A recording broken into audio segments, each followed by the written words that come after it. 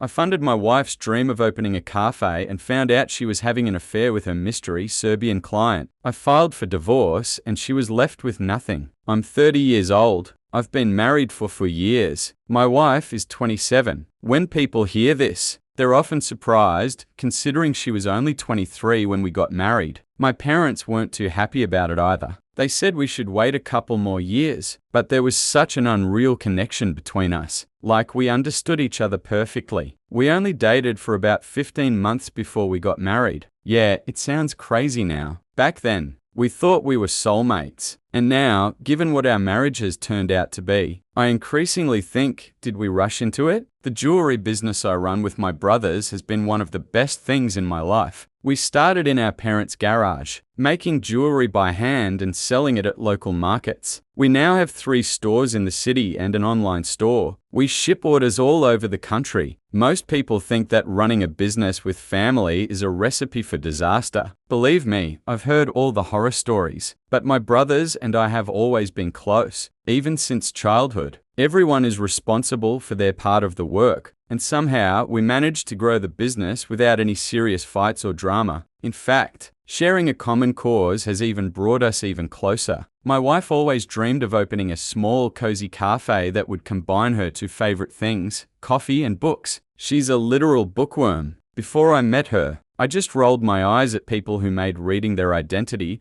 posting quotes on social media, carrying books everywhere. And now I'm married. I'm like, funny how life works out. When she pitched the idea for a cafe, I wanted to help make her dream come true. The rent in the upscale part of town where she wanted to open is just insane, but I took it on because I knew it would give the business its best chance of success. And indeed, the place became popular. There was always someone in the CAF reading a book, working on a laptop, or meeting for coffee. My wife even started a book club and started arranging meetups with authors. All the financial investments paid off. My wife was happy, and the business was booming. At least, that's what I thought at the time. Everything started to change around March. Before that, we had a pretty normal marriage. We'd go on dates on Fridays, watch movies on weekends, and she'd always tell me about the curious patrons of her CAF. Usually, it would be, say, a writer working on a novel, or a student who practically lived in the CAF during exams. But this time, everything was different. She came home in the evening and started telling me about the CAF's new patron, and the way she described him was strange. She kept repeating how handsome he was, how well he dressed, and what a mysterious vibe he had. She and I have always been pretty open about who we find attractive. She might, for example, discuss the new hot girl at our gym, or I'd say one of her friends was beautiful. It never made us jealous because we trusted each other. But the way she talked about this guy made me uneasy. She spoke like a lovesick teenager, constantly harping on about his jaw and accent. It all reminded me of those romance novels she always reads. You know, the ones with shirtless men on the covers. She always says they're actually really well written. One time, she even made me read a book about some Russian hitman who falls in love with his victim in a laundromat. Well, she described the new client exactly like that character. Mysterious, dark, perfect. It all seemed weird, but I tried to just forget it. The next day, she couldn't wait to tell me more about him. It turned out his name was Ivan, and he was from Serbia. She'd already learned his entire biography.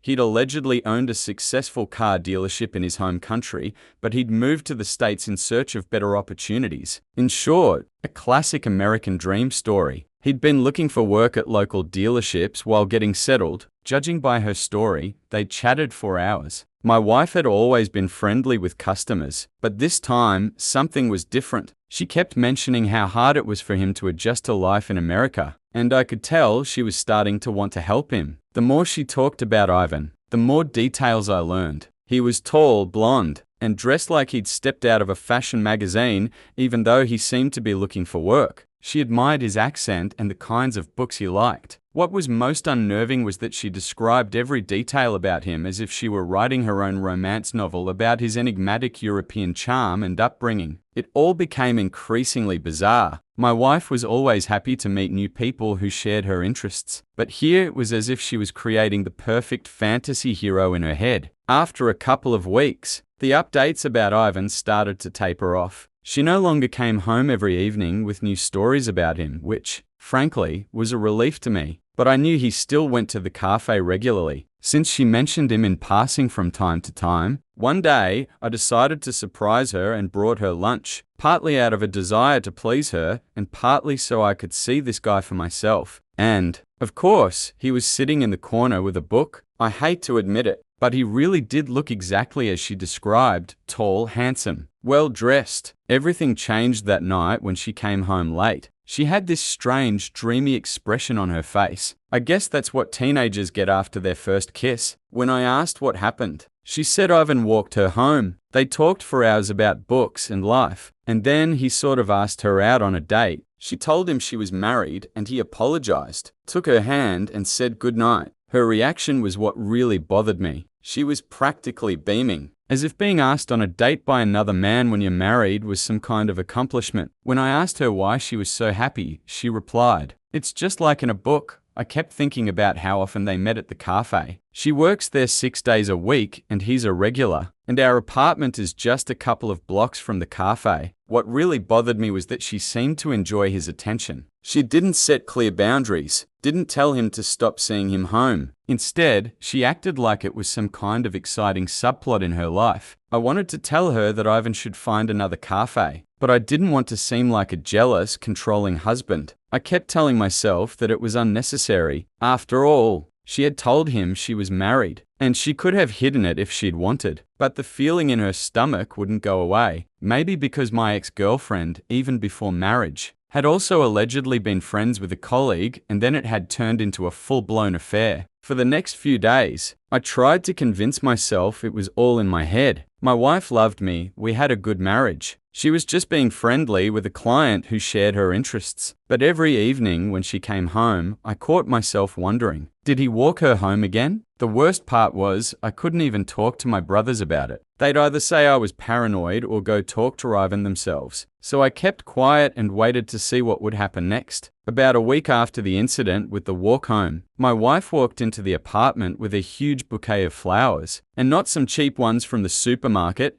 but gorgeous roses from an expensive flower shop downtown. She was filling her tray, arranging them in our wedding vase. Then, casually, she mentioned that the flowers were from Ivan. He'd gotten a job at a car dealership and bought a bouquet for a colleague's birthday, but they were just left over. He decided to give them to her because she worked so hard. Seriously? Who spends that kind of money on expensive flowers just to give the extra to a cafe owner? I couldn't believe she was acting dumb, as if she didn't understand why a man who'd already asked her out and held her hand was bringing her flowers. When I asked her point blank if she couldn't see Ivan had feelings for her, she replied, so much so that it nearly drove me crazy. Yeah, it's clear he likes me, especially after he asked me out. But flowers are just a friendly gesture. And this from the man who, a month ago, made a scene with me because I liked some girl's Instagram photo from 5 years ago. Let me put it this way, men don't buy expensive bouquets of flowers to women who rejected them,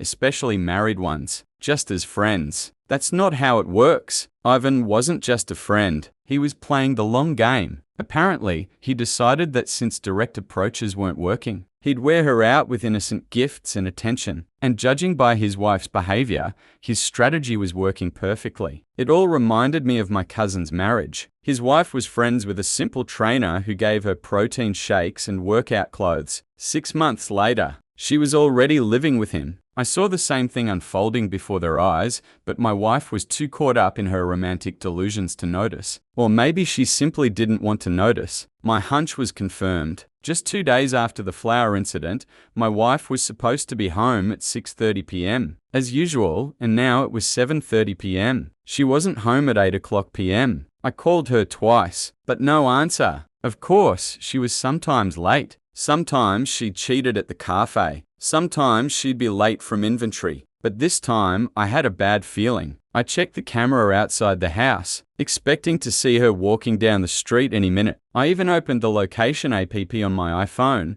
but her location was disabled. The darkest thoughts began to flit through my head. Around 8:45 p.m., she finally returned home. She was so full of energy, practically bouncing with delight. Instead of apologizing for being late or explaining why she hadn't picked up, She immediately launched into a story about a wonderful evening. It turned out she'd given Ivan a whole tour of the city center. First, they went to an art museum because he'd been wanting to go for a long time. Then they went for pizza because he'd never tried real American pizza. The way she savored every detail of their adventures sounded like she was talking about a first date. My wife, who usually just wanted to order takeout and turn on Netflix after work, suddenly found the energy for a 3-hour walk with this guy. And the worst part was, she didn't think anything was wrong with it at all. She told me, her husband, about a romantic evening with another man, as if she was sharing her impressions of a new boyfriend with her best friend. I thought back to all the times she'd said she was too tired to go to a restaurant with me or complained that the museum was too crowded. But it turned out she had the energy for a stroll through the museum and a pizza with Ivan. When she finished her story, I couldn't contain myself anymore. I looked her straight in the eyes and asked if she was attracted to Ivan. And the way her face changed at that moment told me everything,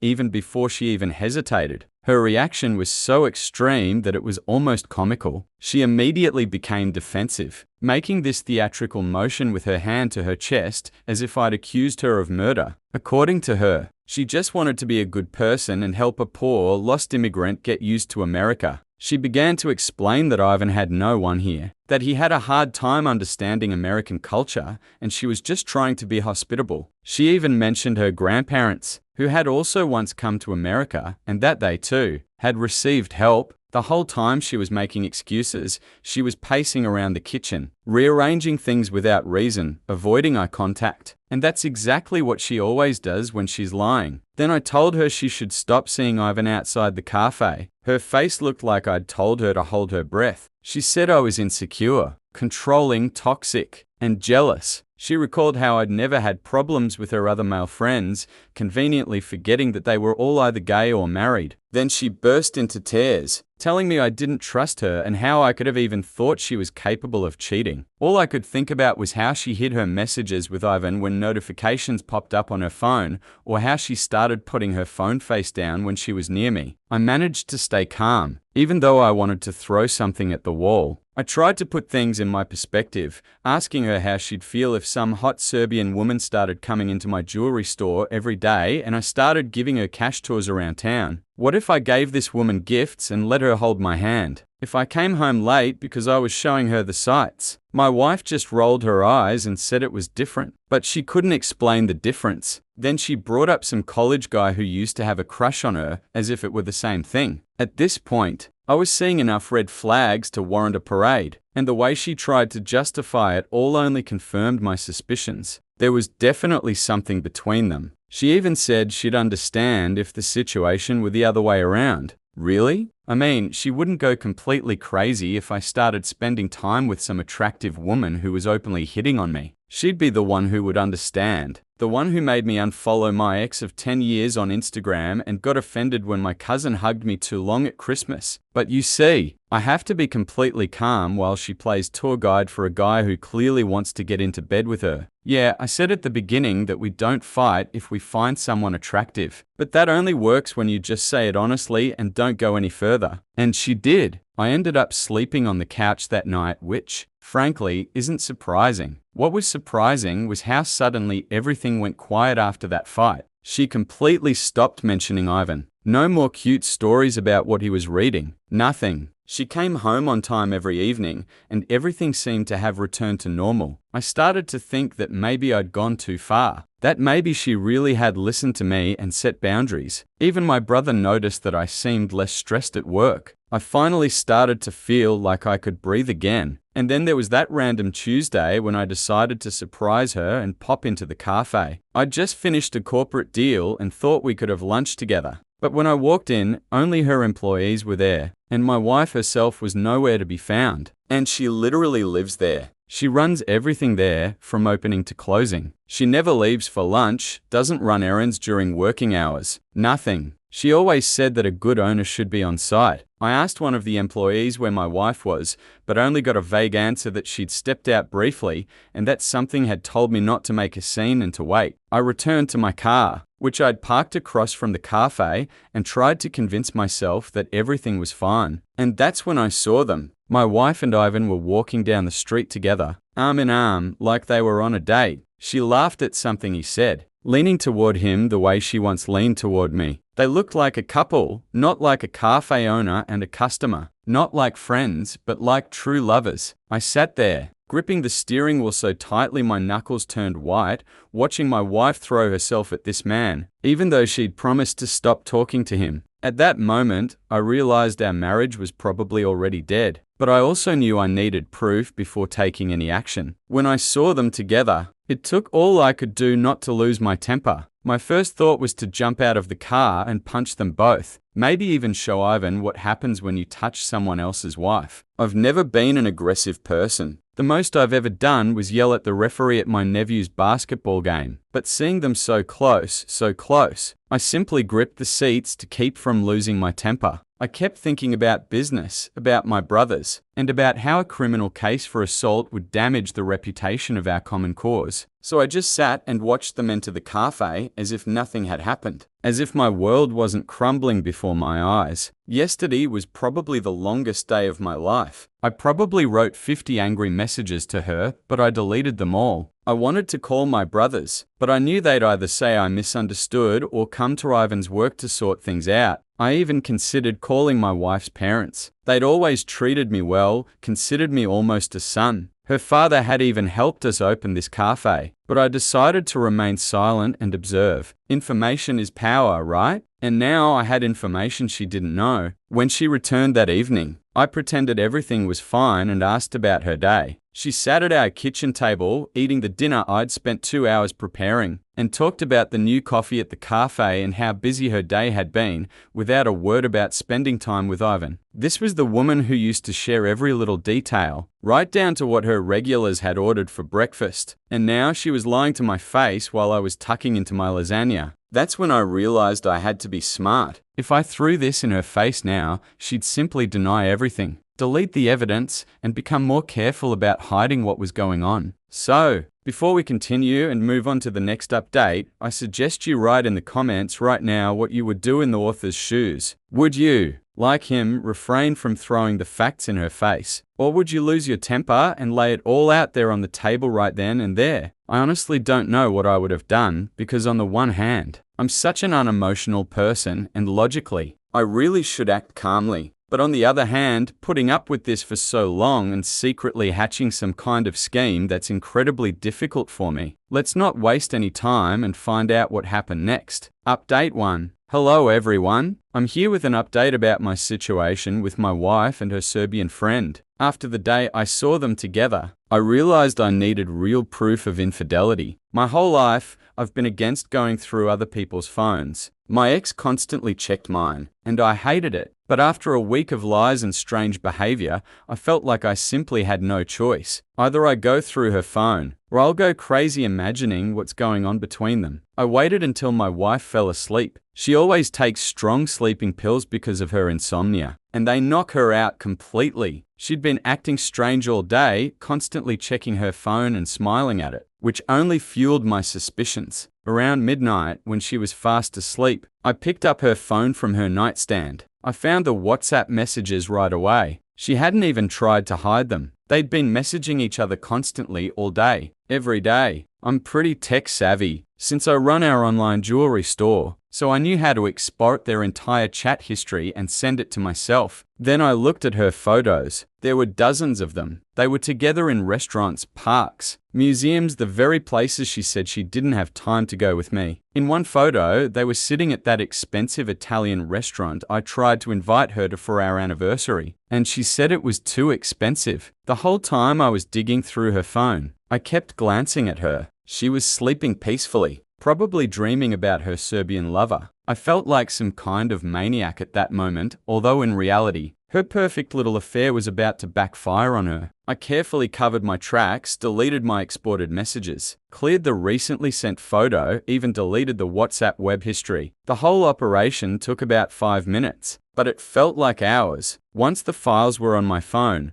I went downstairs and started reading everything. I wish I hadn't. At first, the correspondence seemed innocent, conversations about books, coffee, and how he was adjusting to life in America. But then I came across a conversation that really twisted me. They were discussing some romance novel his wife had recommended to him. probably one of the ones she'd always tried to foist on me. But the conversation quickly took a different turn. They started comparing themselves to characters in a book. It was, I realized, a story about forbidden love. Then Ivan started making comments about intimate scenes and my wife, with whom I'd lived for 5 years, with whom I'd built a business, with whom I considered the closest person, bragged about sleeping with him. And it wasn't subtle. The messages were frank, detailing their encounters and jokes about how cheating had spice to everything. My wife actually wrote that she didn't regret cheating on me. She was even proud of it. The very idea of a forbidden affair turned her on, as if she were the heroine of one of her stupid books. The same woman who cried at our wedding, saying her vows and pledging fidelity, turned our marriage into a cheap plot for her own real-life romance novel. I couldn't stay in the house after what I read. It was 2 o'clock a.m. and freezing cold outside, but I had to go. I just wandered aimlessly. I stared at my phone the whole time, going over their messages, torturing myself with every detail. I got home around 3 o'clock a.m. She was still asleep in our bed. I checked her phone again, and this time I took a video of their chat in case she tried to delete everything. I recorded everything from her phone, not screenshots, but a video of scrolling through messages with dates, contacts, all the information. My cousins had been divorced, and I'd seen enough of how things fell apart because of falsified or incomplete evidence. I wouldn't let her get away with this. I wrote down the entire chat history, all the photos, let them try to explain it away as friendship with a client. And the worst part wasn't even the cheating, but how they laughed about it, turning me into an object of ridicule. I stayed late at work to pay the rent for her cafe. Meanwhile, she was enjoying herself secretly cheating on me. Reading their messages and seeing how she joked about having a husband at home while sleeping with him, I realized it wasn't just the cheating. She even told him personal things that I trusted only her,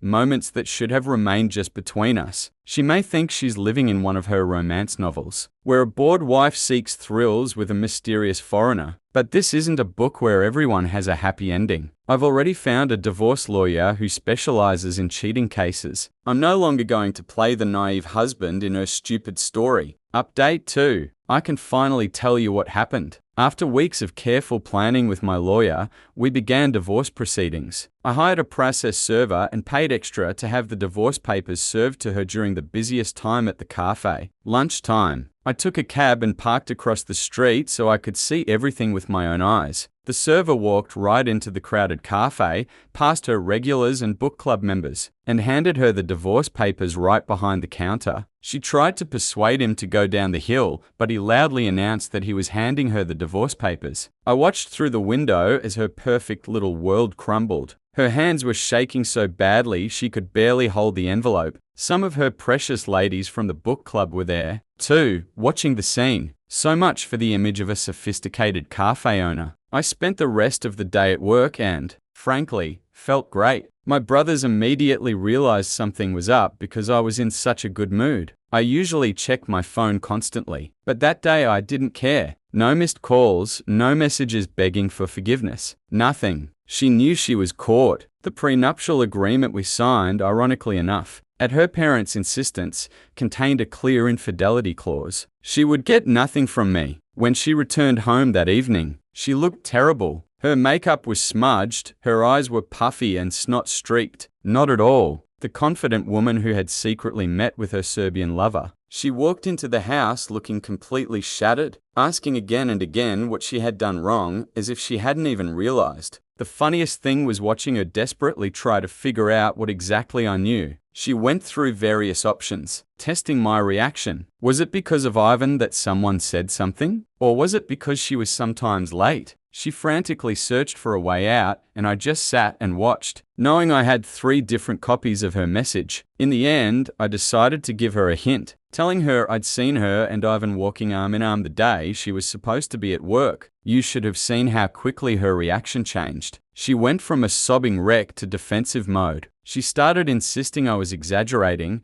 that I was ruining our marriage over one innocent walk, calling me insecure and controlling, and then the next second begging me to change my mind. She even mentioned marriage counseling, as if that could fix what she'd done. She kept alternating between insults and pleas. I got tired of this show and told her to get out of my house. Yes, mine. not ours. I'd bought it before the wedding, which she apparently forgot. She tried to argue, but I simply pointed to the door. As soon as she left, I called a lawyer. I'd already transferred most of the money from our joint accounts to my own, keeping all the bank records. My business experience had taught me how to handle money wisely, and now it was paying off. She might have been living in her affair, but the divorce was real. I hired the best divorce lawyer in town, the same one who handled my friend's case when his wife cheated on him with their neighbor. His services weren't cheap, $400 an hour, but seeing my wife realize she couldn't afford a lawyer of even comparable caliber was worth every penny. I want to say a few words about the importance of a good divorce lawyer. Mine was worth every dollar. When we went to court, he didn't just present evidence, he told the whole story. He showed the judge photos of them together, even though I'd explicitly asked her to stop seeing him. Then he read out the WhatsApp messages where they practically admitted to cheating. The judge's face when he read their conversations about how exciting it was to meet secretly was priceless. But my lawyer didn't stop there. This guy was like a forensic accountant. He went through our joint bank account history with a magnifying glass, finding expenses for restaurants I'd never been to, and matching them perfectly with Ivan's messages thanking her for dinner. There were movie tickets, museum tickets, even a weekend they tried to disguise as a business conference, and everything was paid for with our shared money, which I earned. But the real kicker was when the lawyer found receipts from Victoria's Secret. It was on the day she'd texted Ivan about the special surprise. At that moment, her lawyer's face fell. My lawyer painted a picture of me, the hardworking husband who helped his wife start a business, paying rent, supporting her dreams, while she spent our money to feed and entertain her lover. The lawyer also mentioned that I paid the rent for a cafe in an expensive neighborhood, which she turned into a private date spot. Her lawyer tried to cling to nonsense, like I sometimes stayed late at work or didn't read the books she recommended. The judge literally rolled his eyes at this, but in the end, justice prevailed. Thanks to the prenuptial agreement, I kept everything and she didn't receive any alimony due to the obvious infidelity and the fact that I essentially completely financed her business. However, she had to leave the cafe and the Audi I once bought her. I didn't have documents confirming my ownership. Morons. Getting revenge on Ivan was more difficult. I didn't want to end up in jail because of two people who weren't worth it. But one day, my chance came. I saw him leaving the cafe, no doubt after another cozy day with my ex. I followed him at a distance until we were out of sight of cameras and prying eyes. I clicked his name, and when he turned around, I introduced myself. "Hey, Ivan, I'm your mistress's husband." His face froze perfectly in recognition just before my fist connected with his jaw. His arm hurt for a long time, but seeing him sprawled on the sidewalk was worth it. His lip was bleeding and he looked absolutely stunned. You'd think a man who sleeps with a married woman would expect to meet her husband someday. I was prepared for him to start a fight, but he simply stood up, wiped the blood, and left. Apparently, this whole mysterious macho image was specifically for other people's wives. I wanted to do more, but I knew one blow was the most I could allow myself to avoid being charged with assault. And then came the sweetest part of my revenge. The cafe rent was due on May 1 St. 4, $500 a month for that elite place in the center that she wanted so much. In the middle of the day, my phone starts ringing off the hook. My ex is crying about not being able to pay the rent. It turns out that running a cafe isn't so easy when you actually have bills to pay and not spend all your money on a lover. She kept saying things like, "Please." I built this place from scratch, conveniently forgetting whose money it all was built with. The Malbys moved to bargaining. She promised to return the money, offering me a share just to keep her precious cafe. Every time she called and begged for help with the rent, my answer was the same: sell the Audi. She started crying, saying she needed the car and that without it she couldn't run the business. In the end, I simply blocked her number. A week later, my brother sent me a screenshot from Facebook Marketplace, and her white Audi was listed for urgent sale. After she sold the car, she called me from a different number and started screaming at me about what a villain I was. He once forced her to sell the car. She screamed that I was cruel, that I was ruining her life's work because I refused to help with the rent. I just laughed and reminded her how much fun and exciting it was for her to cheat on me in that very cafe whose rent I was paying. I haven't heard or seen her since. Honestly, I'm even looking forward to next May. Without my rent money, without my accountant to manage her finances, and without her fancy car to help maintain her image, I bet the cafe won't last a year. Those same ladies from the book club who used to adore her have mostly stopped coming. It turns out that publicly handing over divorce papers for infidelity isn't the best advertising for a business. My brother recently drove by and said it was pretty empty. Thanks everyone for the support. I think this is my last update. There are more important things to do than dig up the past. Well, that's it. I hope you enjoyed the story. At least you listened to it to the end. So let me know in the comments what stories it inspired in you. If you thought the story was made up or unrealistic, I won't deny that I felt that way too, because it was written so literary. Nevertheless, I really liked this literary style. I like stories like this. I'm guessing you also saw some parallels with that farm story. Or was it just me? Anyway, I'm looking forward to hearing your thoughts in the comments. Watch our previous videos, which you can see here. Be sure to subscribe to our channel and good luck.